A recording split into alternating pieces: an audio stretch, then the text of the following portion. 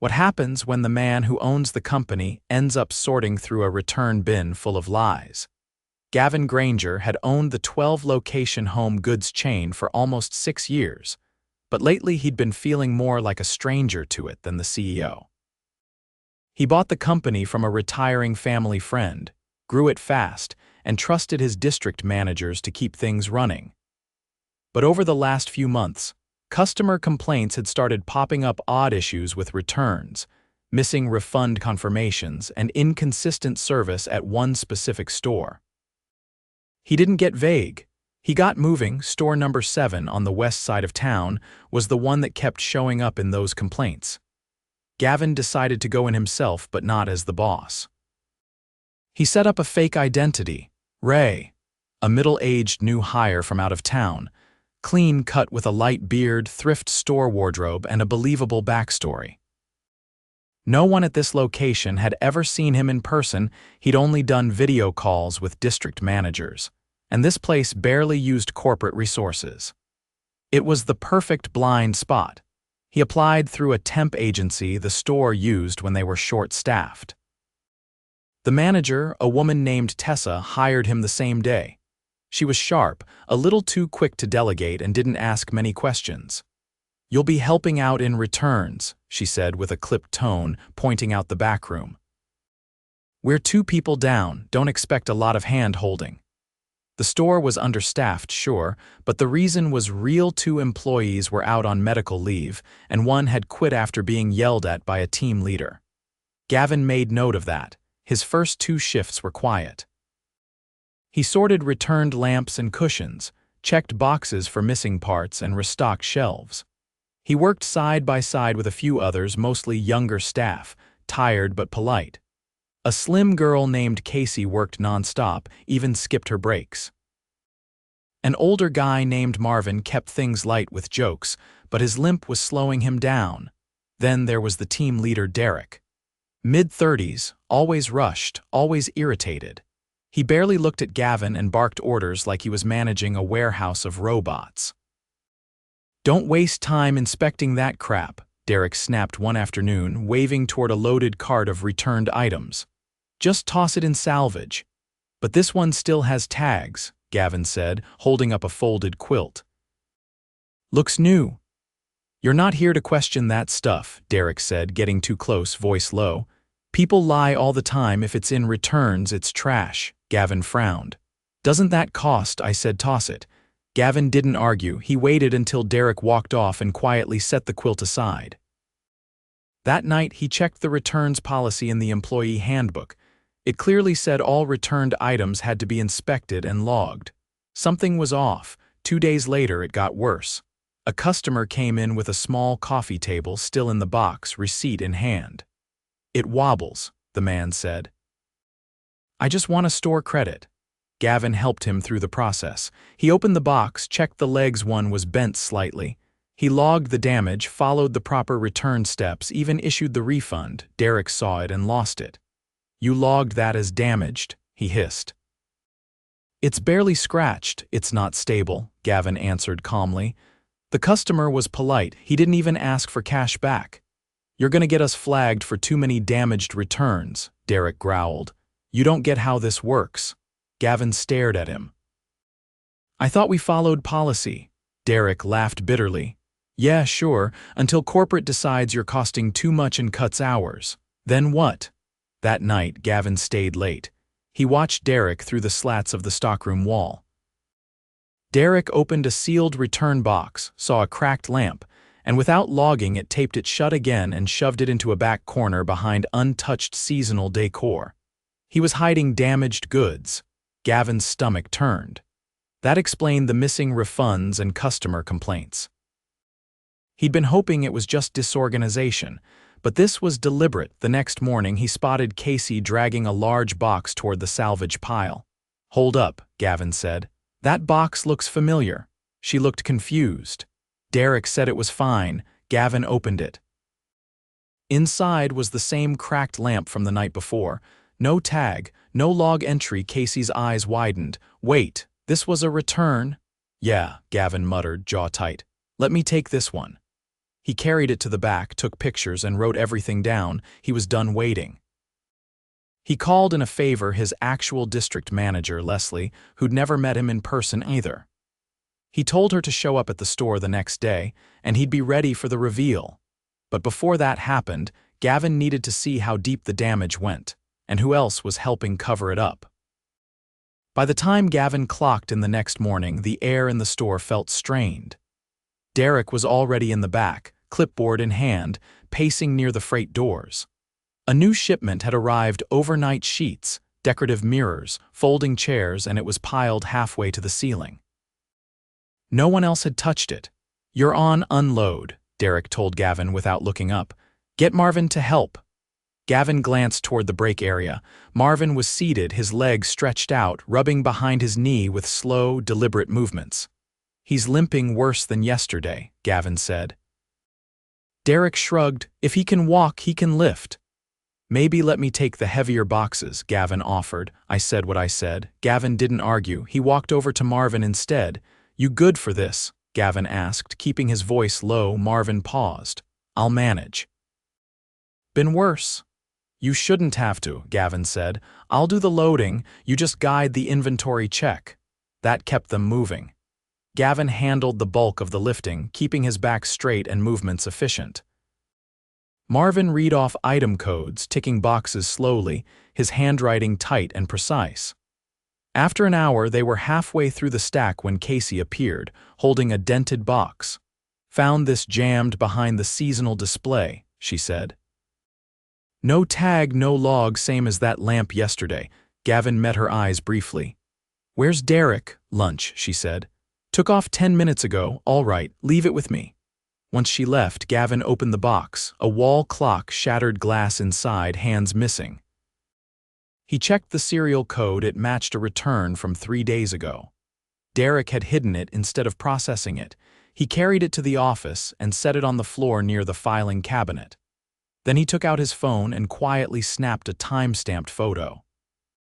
That made 4 unlogged, damaged returns in 3 days. Gavin stepped back into the warehouse. Marvin was leaning against the wall, breathing through his nose. "I'm gonna run to the front," Gavin said. "Need to check something with Tessa." He found her near the customer service desk, sorting through supply receipts. "Hey," Gavin said, keeping his tone casual. "Got a minute?" She looked up. "Make it quick." "Just wondering who's responsible for logging returns when Derek's not around." She narrowed her eyes slightly. "Why?" "Just trying to figure out the flow," he said. "Had a customer yesterday with a faulty table. Logged it by the book, but Derek wasn't too happy." She exhaled sharply. "He's worried about markdowns, says too many returns make the numbers look bad." "Doesn't policy override that?"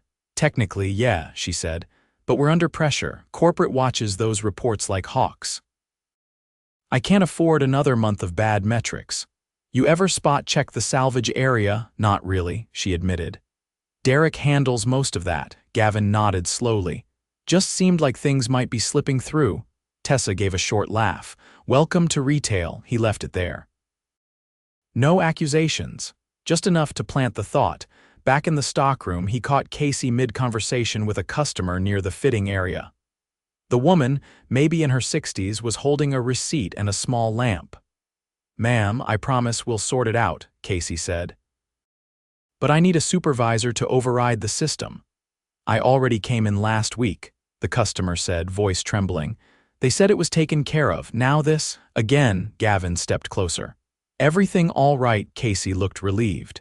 "She returned this lamp last Friday, got a refund slip." "But it's not in the system." The woman held out the receipt. Gavin scanned it. The return had been logged, but the refund wasn't processed. Another missing step. "Let me take care of it," Gavin said gently. "We'll make it right." The woman's eyes welled up. "I've been coming here for years." "Never had trouble before," Gavin nodded. "You still shouldn't. I'm sorry." He walked her to the register and handled the override himself. The moment she left, he turned to Casey. "Was Derek working Friday?" She nodded. "All day." That made 5. Gavin returned to the back and waited for Leslie.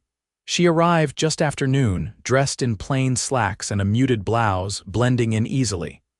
He met her behind the loading dock, out of sight from the sales floor. "You weren't kidding," she said. "Place is barely holding together." "Watch what happens when I bring this box out front," Gavin said, motioning to the shattered clock. They stepped out together. Derek was back from lunch, hovering near a group of seasonal displays, chatting with a young cashier. "Hey, Derek," Gavin called, walking up with the box in hand. "Found this behind the decor. Know anything about it?" Derek's face stiffened. "That's salvage. Toss it. Doesn't have a tag." "Then tag it now." "Didn't show up in the log either." Derek's jaw twitched. "Not every item gets logged." "You're wasting time." "I thought every return had to be recorded." Derek turned to Leslie, not realizing who she was. "You new here, you with him?" "I'm with corporate," Leslie said calmly. "District operations." Derek froze. "I'd like to talk with you," she added. Now, they walked to the office. Gavin stayed behind. Tessa approached, eyes flicking toward the door. "What's going on?" "Leslie's handling it," Gavin said. "Should have been handled sooner." Tessa didn't respond. Her shoulders dropped slightly. By the time Leslie returned, Derek was gone. "I terminated him," she said quietly. "There's no gray area. He's been falsifying records and hiding inventory." He tried to talk his way out of it, blamed the refund system, but it's clear this wasn't a one-time thing. Gavin nodded. "I've got photo evidence, timestamps, and witness statements." "I'll need it for HR," Leslie said. "But honestly, this store needs more than cleanup. It needs leadership." They agreed to keep Gavin undercover for the rest of the week, not to spy, just to rebuild trust. That afternoon, he approached Casey while she was balancing display pillows. "You've been consistent," he said. "Most people wouldn't keep pushing like you do." She looked surprised. "I just try to do the right thing." "You ever think about leading a team?" She hesitated. "Honestly, I've never been asked." "You're being asked now," Gavin said. "There's going to be changes. You're part of them." Later, he found Marvin by the water heater, retaping a box of wall sconces. "Start taking your breaks," Gavin said. "Full ones." Marvin raised an eyebrow. "Since when?" "Since this morning." Marvin gave a slight nod. "All right, Ray." Gavin smiled just once. "It's actually Gavin." Marvin blinked. "Like the CEO?" "Exactly like." Marvin set the tape down. "Well, hell. I needed to see this place for myself," Gavin said. "Now I have." He walked out to the floor, past the returns desk, where a new line had started to form. He stepped behind the counter and picked up a scanner. There was still work to do. But this time, it was headed in the right direction. On Thursday morning, Gavin returned to the store before opening, slipping in through the employee entrance with a quiet nod to the stock associate, unlocking the door. The store was silent except for the low hum of the air system and the faint clatter of carts being pulled into place. Casey was already in the back, sleeves rolled past her elbows, sorting through a cart of mismatched bedding. Her hair was tied in a loose knot at the base of her neck, and she was squinting at a product tag with a handheld scanner. "You're early," Gavin said, stepping beside her. She didn't look up. "Didn't get to this section yesterday. Had a customer crying over a broken mirror that didn't show up in our system. Spent an hour digging through receipts. Find it?" "Eventually," she said, then paused. "It was marked as sellable by mistake." "The glass was chipped," he nodded. "You're going to need some help back here. I'll make sure that happens." She looked up then. "Are you really going to fix things? I've seen people make promises before." "I don't make promises unless I'm ready to back them." The front lights flickered on. Tessa walked in through the front entrance, carrying a plastic tray with 2 coffees and a folder tucked under her arm. She caught sight of Gavin and gave a brief nod before heading toward the office. Gavin followed her in. Tessa set the drinks down and opened the folder. "Leslie emailed me a list of procedural corrections. I'm supposed to start a full audit of the past 6 weeks of returns and salvage logs." "How do you feel about that?" "Like I'm being told I've been asleep at the wheel," she said, not defensively, just flat. "Were you?" She hesitated. "I didn't dig when I should have. I trusted him to handle the back end. I focused on customer flow and sales numbers. It was easier." "Until it wasn't," Gavin said. "You're still in charge for now, but that depends on how you handle what comes next." She nodded. eyes dropping to the folder again. Understood. He left her to it. Out on the floor, Marvin had just arrived, easing his way down the center aisle with a slight hitch in his step. He was carrying a clipboard and a small box of shelf brackets. Gavin met him near the lighting section. "Morning, Marvin." "Morning, boss," he said with a glance. "Still weird seeing you here doing grunt work." Gavin grinned. "Still doing it," Marvin chuckled. "Good, we could use the hands." By mid-morning, customers began to trickle in. A couple returned a boxed curtain rod that had the wrong mounting hardware. A man brought in a decorative vase with a hairline crack.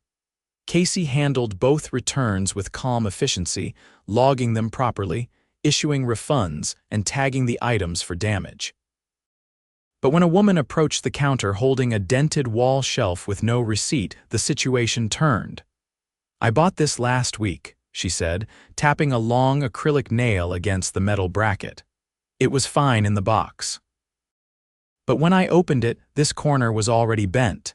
Casey pulled up the item code. "It's from our clearance section. We can exchange it or give store credit, but not a full refund without proof of purchase." The woman's expression hardened. "So I'm just supposed to eat the cost of faulty merchandise?" "I'm offering store credit," Casey said evenly. "I want your manager." Before Casey could respond, Gavin stepped in from the side. "I'm the one handling returns today," he said. "Let me take a look." He examined the shelf. One bracket was indeed bent, but the packaging showed signs of having been torn and re-taped a repack. He checked the internal code. It had been marked as salvage 2 weeks ago. "This was returned already," he said. "It shouldn't have ended up on the sales floor." The woman looked confused. "I bought it from the clearance table." "This item should have been pulled from inventory," Gavin said. "That's our mistake. I'll issue store credit and flag the system to prevent repackaged salvage from being resold again." She softened. "Thank you." "That's all I needed." As she left, Casey turned to him. "That shouldn't have happened." "No, it shouldn't have," Gavin said. "But now we know the issue isn't just about what was hidden, it's also about what got put back out." He pulled Tessa from the office and walked her through the situation. "I want every salvage tagged item from the last month pulled from the shelves," he said.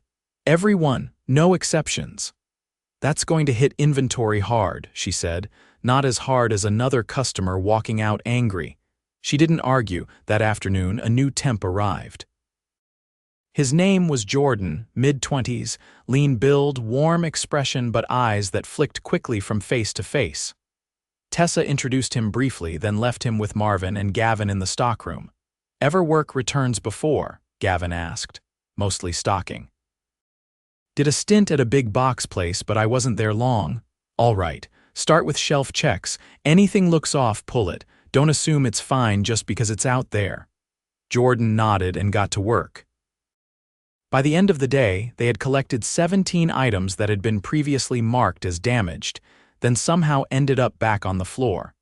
Some still bore faint return stickers. Others had been reboxed.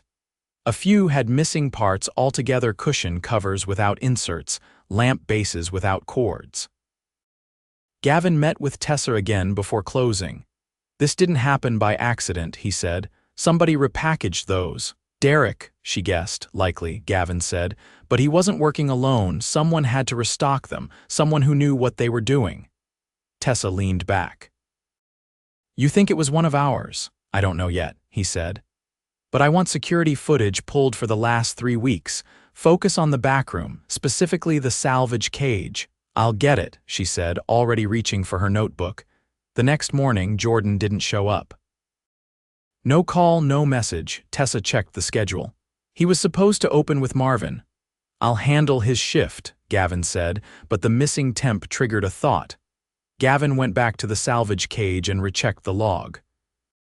On the bottom line, written in small, neat handwriting, was a note dated last week. "Moved lamp to clearance intact. J." He pulled the footage. 2 days earlier, just before closing, Jordan could be seen moving a large box from salvage and walking it to the clearance table.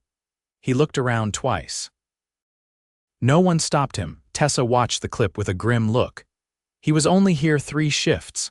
And he moved 4 items, Gavin said, none of which should have been on the floor. Should we call the agency? No, Gavin said. I already did. He's not listed there anymore. He was placed directly under a different name. Hired through a walk-in referral, that form went through Derek. Tessa closed her eyes. So he planted someone, looks like it. Gavin, she said, voice low. I feel like I've been running this place with my eyes closed. He didn't offer her comfort, just a clear path forward. Then open them now. You've got one shot to turn this, she nodded. That afternoon, Gavin gathered the staff, just the core team, minus the temps in the stockroom. I'm Gavin Granger, he said. I own this company. I came here undercover because this store has been bleeding trust internally and externally. No one spoke, even Marvin stood straighter. I've seen the corners being cut, the cost of silence, the pressure to protect numbers instead of people. That ends today, he turned to Casey. You flagged issues before anyone else. You stayed late, stayed honest. Starting next month, you'll be assistant manager. You'll be trained directly by corporate. Her mouth opened slightly, but she said nothing. He turned to Marvin. You've been working through pain. That ends too. Starting now, you're on modified duty. You'll handle inventory oversight and training, and you'll be paid for the time you've already pushed through without complaint. Marvin blinked, jaw tight. Appreciate that. Gavin addressed the group again. We're not fixing this overnight, but we are fixing it. We'll hire carefully. We'll rebuild trust with every customer, and this time we'll do it right. He didn't ask for applause. He just let the silence settle around them, heavy but honest. Then he picked up a box cutter and started unpacking the new shipment himself. The following Monday, the store didn't open to customers at 9. Instead, the doors stayed locked while the entire staff gathered in the break room, folding chairs pulled from the seasonal aisle, coffee lukewarm in paper cups. The exhaustion on their faces wasn't just from long shifts, it was the weight of uncertainty. Marvin sat with his legs stretched out, clipboard balanced on his knee. Casey leaned against the wall, arms crossed, eyes steady. Tessa stood off to the side, her face unreadable. Gavin didn't stand at the front. He stayed level with them, hands in his pockets, voice even. I came here pretending to be someone else because I wanted the truth, he said. Not the version that gets filtered through reports or smoothed over during conference calls. The real truth from the floor up. No one interrupted. This store has been underperforming on paper. But the problem wasn't the people doing the work, it was what happened when no one was watching.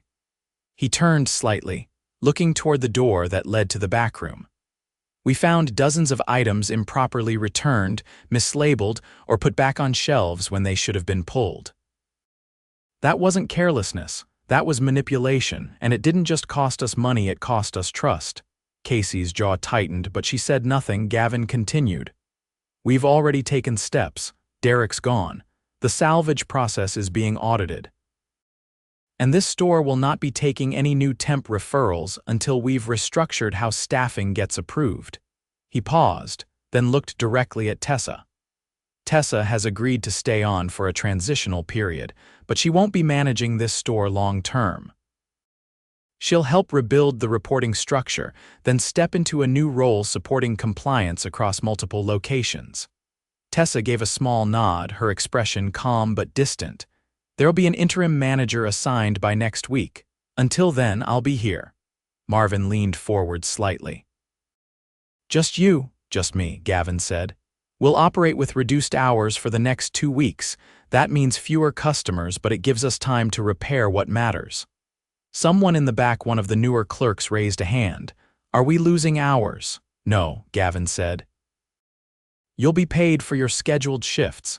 If we don't need you on the floor, you'll be cross-trained or assigned to recovery work. No one here is being punished for doing their job. That seemed to ease some of the tension. Slowly, the staff dispersed, heading toward their stations. Gavin stepped into the receiving area where the previous week's flagged inventory had been lined up for review. Most of it had already been processed, but there were still a few questionable items at the end of the row. Casey joined him, carrying a printout. These were all returned under Derek's logins, she said, but none of them matched the timestamps on the security footage. Fake entries? Looks like it. Gavin glanced at the list. A cordless lamp, a cracked mirror, 2 sets of curtain rods, all items that had triggered customer complaints in the last month. "We'll purge the whole batch," he said. "Don't try to salvage anything." Casey didn't question it. "I'll handle it." As she turned to go, he stopped her. "Wait. One more thing." She looked back. "Starting next quarter, we're launching a new pilot program. Assistant managers will get a monthly bonus based on customer recovery feedback, not just sales. I want you on that team." Her eyes flickered, not with surprise, but calculation. "You're testing whether it scales." "Exactly," Gavin said. "If it works here, it'll work at other locations too." "I'll make sure it does." Later that afternoon, Marvin stepped into the office holding a small brown envelope. "Found this behind a stack of patio umbrellas," he said, handing it to Gavin. "Guess someone forgot it." Inside was a thin stack of cash, maybe $200, and a handwritten note that read, "Break Room Birthday Fund." No label. No date. Gavin frowned. "How long's this been floating around?" "Couldn't say. But I know one thing, we haven't had a birthday cake in this place since spring." Gavin placed the envelope in the locked drawer and wrote a note to corporate finance. "We'll track the source. If it's legit, we'll use it for the team. If not, it goes back." Marvin nodded, turned to leave, then hesitated. "I've worked a lot of places," he said. "Never seen the guy in charge scrubbing returns and stacking throw pillows." "Probably not good for my back," Gavin said. "Still," Marvin said quietly, "it counts." By the end of the week, the store felt different, not fixed but different. The music in the aisles wasn't drowned out by shouting. The returns desk wasn't backed up with frustrated customers. The team had gotten smaller but tighter. Casey had trained 2 junior clerks on the correct intake process, and Marvin had reorganized the entire seasonal section to make space for the overflow inventory they'd been forced to pull off the floor. On Friday, a customer came in holding a receipt for a discontinued lamp. The barcode had faded, the product was no longer stocked, and the original packaging was missing. In the past, it would have been dismissed, maybe even escalated. Instead, the clerk at the counter calmly issued a store credit and logged the return as non-recoverable. Gavin watched from a few feet away, arms crossed. "That's how it should run," he said quietly to Casey. "It will," she said. "After everything, we're not going backward." At closing, Gavin gathered the team one last time. "This was a hard week," he said. "And some of you are still carrying the weight of the weeks before it. But what you've shown me, what you've shown customers, is that this store isn't broken. It was just ignored." He looked around the room. They weren't smiling. They didn't clap, but they stood straighter, more grounded. "You've earned more than apologies. You've earned a better system, and that's what you're going to get." He didn't stay the night. He didn't need to. The next morning, he walked into corporate headquarters with the salvage report in one hand and a proposal in the other. A proposal to overhaul the damage control policy across all 12 stores. Every return, every refund, every mistake logged, tracked, and reviewed at the district level. 2 weeks later, a new manager started at Store 7. A woman named Renee, with 15 years of experience and a reputation for turning around underperforming locations. She met with Casey and Marvin on her first day, listened more than she spoke, and spent her lunch break walking the floor, not sitting in the office. The store didn't make headlines. It didn't need to. But for the first time in over a year, customer satisfaction rose. Not because of a sale or a new product line or better lighting, because someone finally paid attention and didn't stop when it got uncomfortable. And because the people who'd been doing the right thing all along were finally given the space and the authority to keep doing it the right way.